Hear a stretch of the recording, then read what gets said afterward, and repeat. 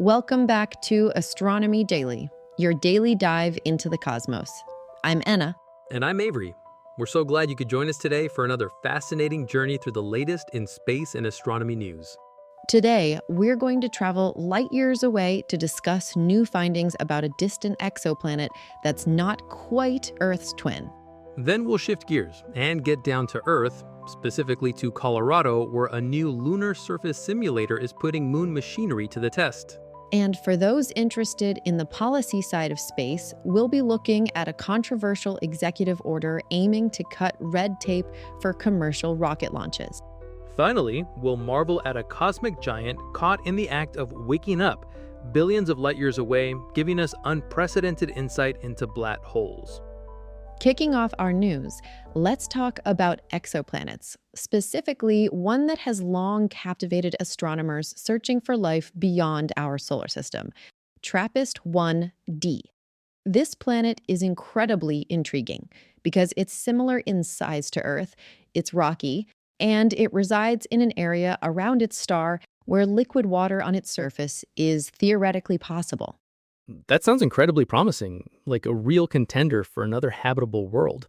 What's the latest? Well, Avery, a new study using data from the NASA ESA CSA James Webb Space Telescope has unfortunately delivered some sobering news. Despite all those promising characteristics, Trappist 1d does not have an Earth-like atmosphere. Oh, that's a bit of a letdown. An atmosphere is pretty crucial for habitability, isn't it? Absolutely. A protective atmosphere, along with a friendly star and liquid water, is what makes Earth so special. Astronomers are really on a mission with Webb to determine just how unique our home planet is. Caroline Pialet-Goryeb, the lead author of the study, put it clearly, stating that while Webb is allowing them to explore this question for Earth-sized planets for the first time, they can now rule out Trappist 1d from a list of potential Earth twins or cousins. So what exactly did Webb's instruments find, or rather, not find?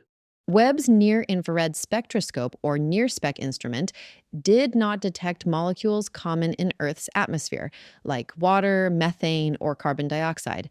Pialet-Goryeb outlined a few possibilities for Trappist 1d.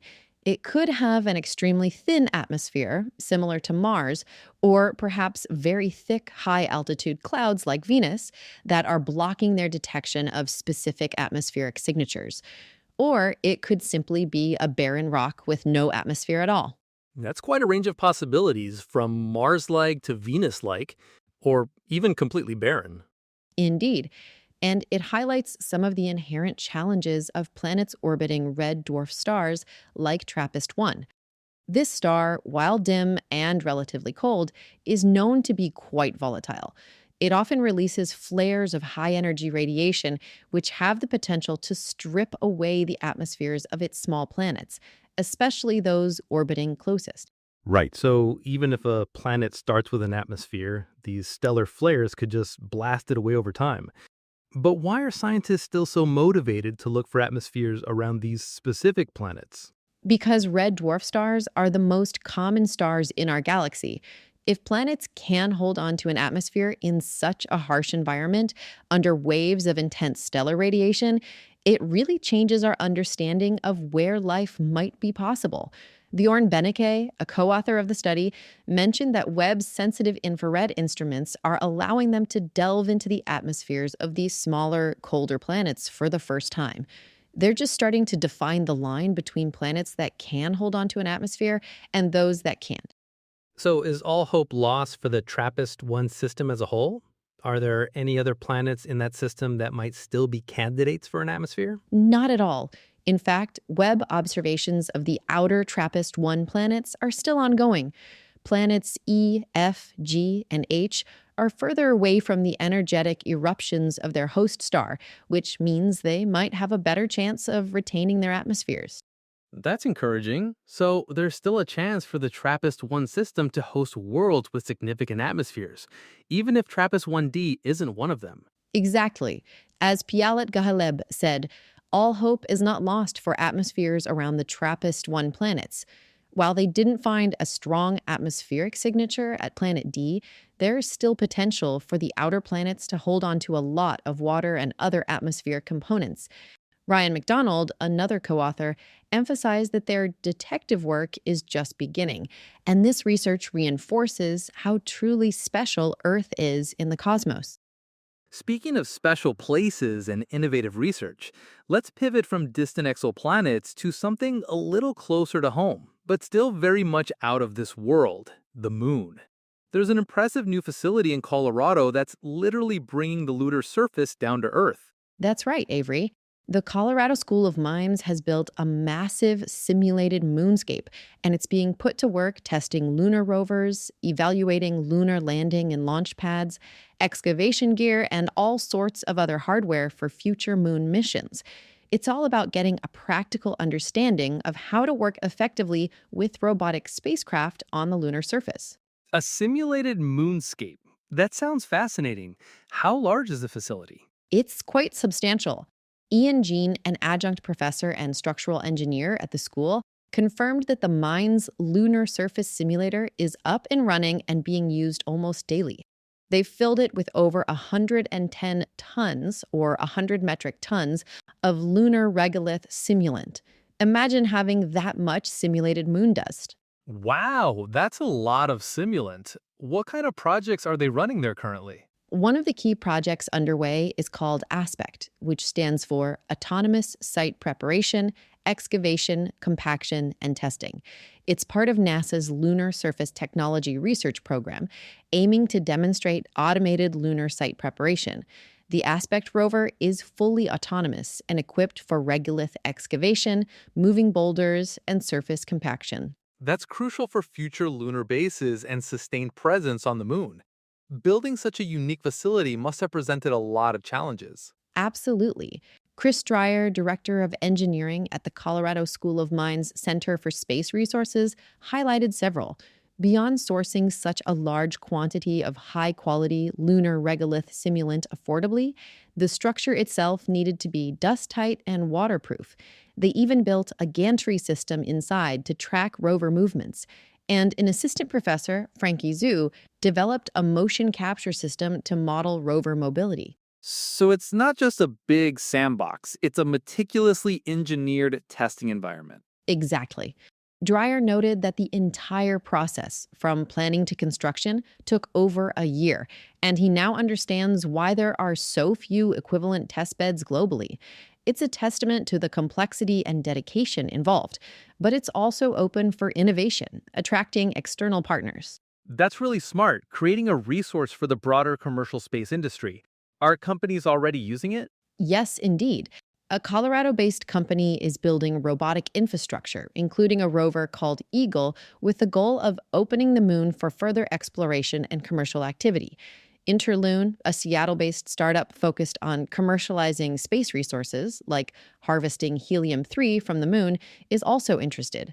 And Neurospace GmbH from Berlin recently evaluated its modular rover platform, the Hiver, at the facility. So this isn't just about NASA or government missions. It's a hub for private companies looking to make their mark on the moon too. Precisely. Irene Selvanathan, CEO of Neurospace, mentioned they're identifying the minimum technology needed to build inexpensive, affordable, and scalable rovers. The Hive R, for example, is modular, flexible, and can even repair itself. Dreyer reiterated that they're always looking for opportunities to support technology development from startups, established aerospace companies, and academia. He sees vast opportunities for the testbed in lunar excavation, construction, mobility, sensing, and dust mitigation. This simulator truly sounds like a cornerstone for future lunar exploration and commercial endeavors, enabling companies to test their innovations right here on Earth before sending them to the moon. Absolutely, Avery. And speaking of testing things before they head to space, our next story deals with how we're regulating those very launches here on Earth. There's been some significant news regarding changes to the rules governing commercial rocket launches. Yes, it's a topic that's often debated in the space industry. The balance between fostering rapid innovation and ensuring safety and environmental protection. President Donald Trump recently signed an executive order that's stirring up a lot of discussion about exactly that. That's right. On Wednesday, President Trump signed an executive order directing government agencies to eliminate or expedite environmental reviews for commercial launch and reentry licenses. The Federal Aviation Administration, or FAA, which is part of the Department of Transportation, is the primary agency that grants these licenses. So the goal is to reduce what's often referred to as red tape for companies in the commercial space sector? Precisely. This push for deregulation is expected to be particularly welcomed by companies like SpaceX, which conducts the vast majority of commercial launches and re-entries licensed by the FAA. The order specifically directs Transportation Secretary Sean Duffy, who's also the acting administrator of NASA, to use all available authorities to fast-track these environmental reviews. And it's not just about environmental reviews, is it? I recall there were also regulations that the industry found burdensome. You're spot on. The executive order also includes a clause directing Duffy to reevaluate, amend, or even rescind a set of launch safety regulations known as Part 450. These rules were actually written during the first Trump administration and went into effect in 2021. But space companies have since complained they are too cumbersome and have actually slowed down the license approval process. So a past attempt at streamlining ironically created new hurdles. What else does the order aim to achieve? It goes further. Trump ordered NASA, the military, and the Department of Transportation to eliminate duplicative reviews for spaceport development, especially at federally owned launch ranges like Cape Canaveral in Florida or Vandenberg Space Force Base in California. The administration also plans to make the head of the FAA's Office of Commercial Space Transportation a political appointee rather than a career civil servant, and elevate the Office of Space Commerce. It sounds like a comprehensive effort to reshape the regulatory landscape for commercial spaceflight. What's the stated policy goal behind all these changes? The executive order clearly states it is the policy of the United States to enhance American greatness in space by enabling a competitive launch marketplace and substantially increasing commercial space launch cadence and novel space activities by 2030. Essentially, they want to streamline approvals to boost the U.S.-based operators. However, as with any significant policy change, there's always a flip side and concerns raised. What have environmental groups said about this order? There's been significant criticism. Jared Margolis, a senior attorney for the Center for Biological Diversity, voiced strong opposition, stating that this reckless order puts people and wildlife at risk from private companies launching giant rockets that often explode and wreak devastation on surrounding areas. He added that bending the knee to powerful corporations by allowing federal agencies to ignore bedrock environmental laws is incredibly dangerous and puts all of us in harm's way. So the concern is that expediting these reviews might compromise environmental safeguards and public safety. Exactly. The changes to the environmental review process, particularly regarding the National Environmental Policy Act, or NEPA, are considered the most controversial part of the order.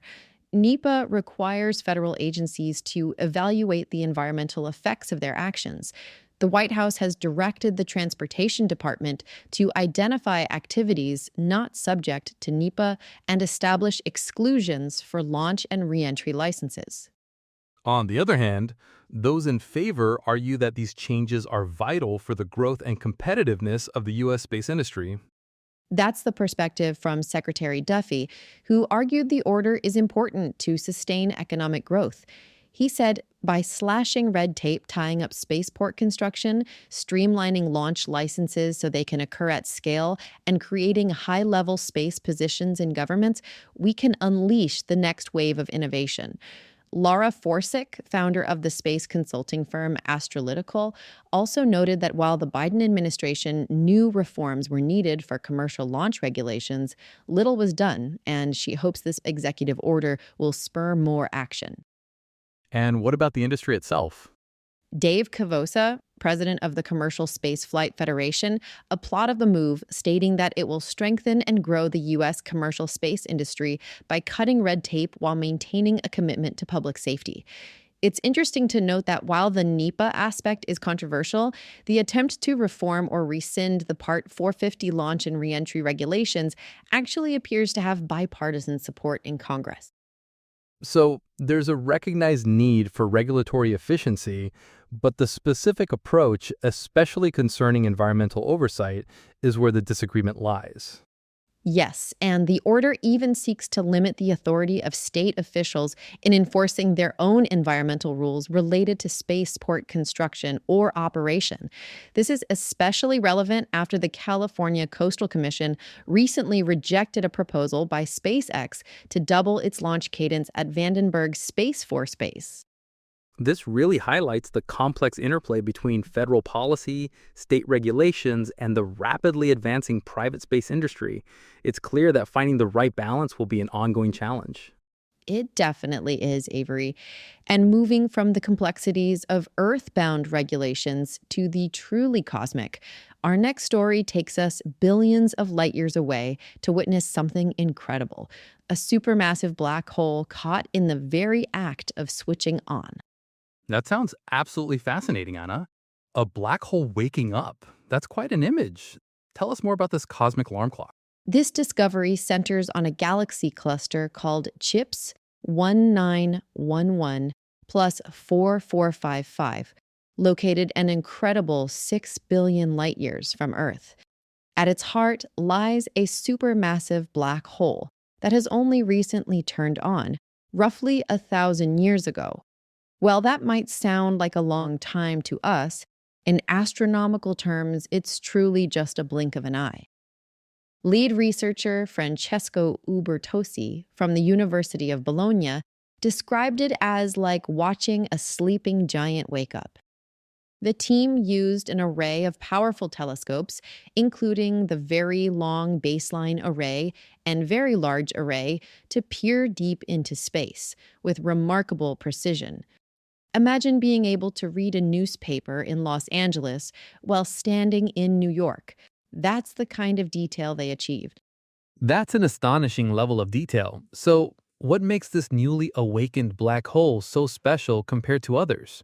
What's unique is that it's essentially a newborn in terms of its activity.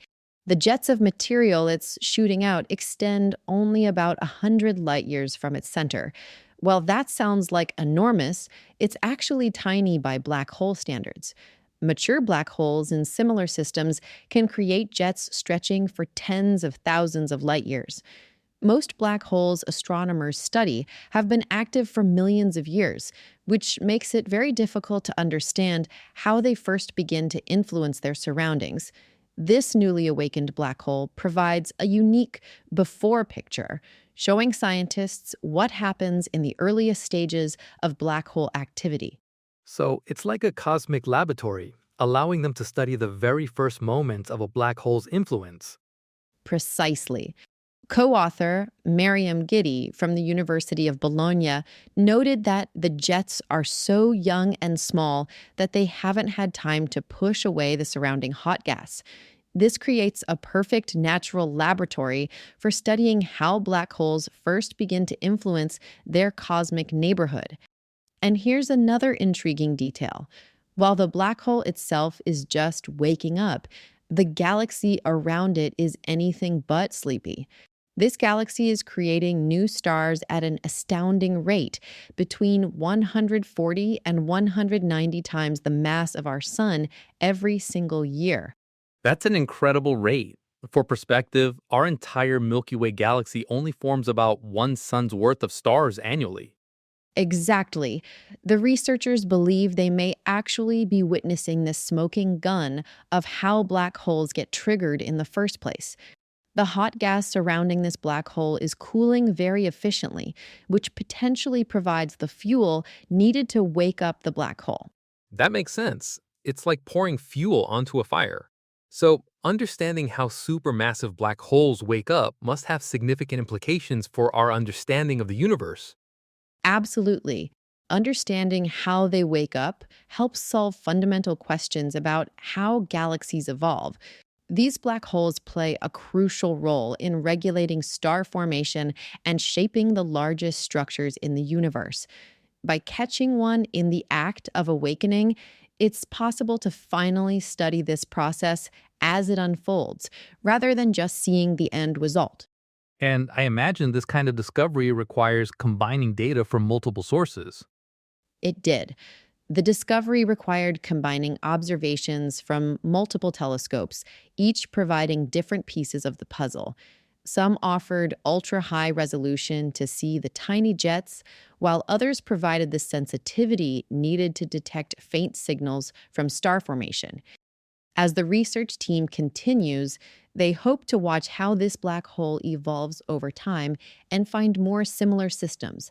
This could truly revolutionize our understanding of how the universe's most powerful objects first begin to shape the cosmos around them. What an incredible journey we've had today, from the intriguing yet ultimately not Earth-like Trappist 1D to the innovative lunar surface simulator here on Earth. And let's not forget the important discussion about commercial space regulations and the truly groundbreaking discovery of a black hole caught in the act of awakening. It's been a packed episode of Cosmic Insights. It certainly has, Anna. We hope all our listeners enjoyed today's exploration of the universe's latest news. Thank you for tuning in to Astronomy Daily. And we look forward to bringing you more fascinating stories from across the cosmos very soon. Until next time, space explorers, keep looking up at our wonderful cosmos.